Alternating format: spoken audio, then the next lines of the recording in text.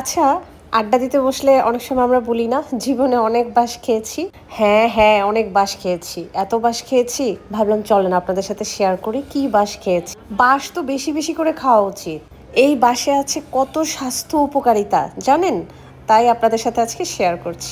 ১ KG বাঁশ কিনেছি। যদি ভালো থাকতো তাহলে আরো অনেক বাঁশ পেতাম। বাট বেশিরভাগই এত নষ্ট ছিল, এত খারাপ ছিল জানি না ভাগ্যটা হয়তোবা সহায় হয়নি। কুটে কাটে এই অল্প একটু পেয়েছি। হাতে গ্লাভস দিয়ে বেশ আয়োজন করে বাঁশ করতে বসেছিলাম, কিন্তু সব নষ্ট ছিল। অল্প একটু পেয়েছি, তো এটা দিয়ে রান্না না করে ভাবলাম যে একটু স্যুপ আইটেম করে ফেলি। একটা ডিম আগে প্যানে নিয়ে ভালো করে ফেটে নিলাম, তারপর নিয়ে নিলাম বিশাল বড় একটা ডোরি ফিশ। এটাকে ছোট ছোট করে কাট করে নিলাম। বাঁশকরুল অনেকভাবে রান্না করা যায়, ভাজি করা যায়। যত তেল কম দেওয়া যায় ততই বেটার। আমি খুব একটা তেল খাওয়ার মানুষ না, তাই আজকে আমি স্যুপ করব।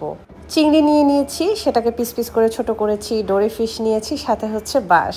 নিয়মিত বাঁশ খেলে আপনি এত স্বাস্থ্য উপকারিতা পাবেন বলতে আমার হাসিই পাচ্ছে, কারণ আমরা এটা একটু নেগেটিভ অর্থে বলি তাই।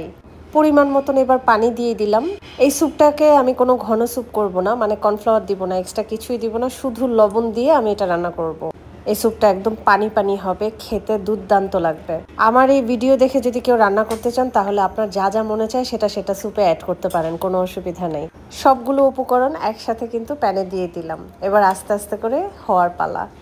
আমার বারান্দায় ছোট্ট একটা বাগান আছে, সেই বাগানে এক ঝাপটা লেমন গ্রাস হয়ে আছে।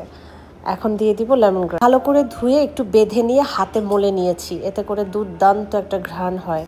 আস্তে আস্তে বলক চলে এসেছে আর সুন্দর একটা স্মেল ছেড়েছে, সাথে তো লেমন গ্রাস আছেই। স্যুপটা একদম পানি পানি করে রান্না করব, এতে স্বাস্থ্যের জন্য আরও ভালো হবে। এই খাবারগুলো আমার ব্যক্তিগত খাবার, এগুলো আমার পারিবারিক খাবার না। আর এই খাবারগুলো খেতে আমার ভালো লাগে, যেহেতু আমি মশলা খাই না, তেল খাই না, তাই এই টাইপের খাবারগুলো আমি রেগুলার রান্না করি। স্বাস্থ্যের জন্য ভালো এমন কোনো খাবারই কিন্তু আমি হাতছাড়া করি না। বাঁশগুলো এত সুন্দর একটা পিঙ্ক কালার হয়েছে, চিংড়িগুলোও সুন্দর লাগছে, আর ডোরি ফিশ তো আগুনে দিলেই হয়ে যায়। রান্নাটা খুবই সহজ, কোনো ধরনের ঝামেলা ছাড়া। তেল লাগবে না, মশলা লাগবে না, শুধু লবণ দিয়ে যদি এই আইটেমটা রান্না করে একবার খেয়ে দেখেন বারবার খেতে ইচ্ছে করবে।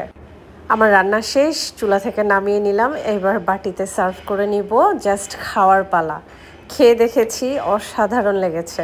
রান্নার ভিডিওটা আপনাদের সাথে শেয়ার করলাম আর বলছি বাঁশ বারবার খাওয়া উচিত। আমি রেগুলার বাঁশ খাই আর আপনাদের সাথেও শেয়ার করলাম। আল্লাহ হাফেজ।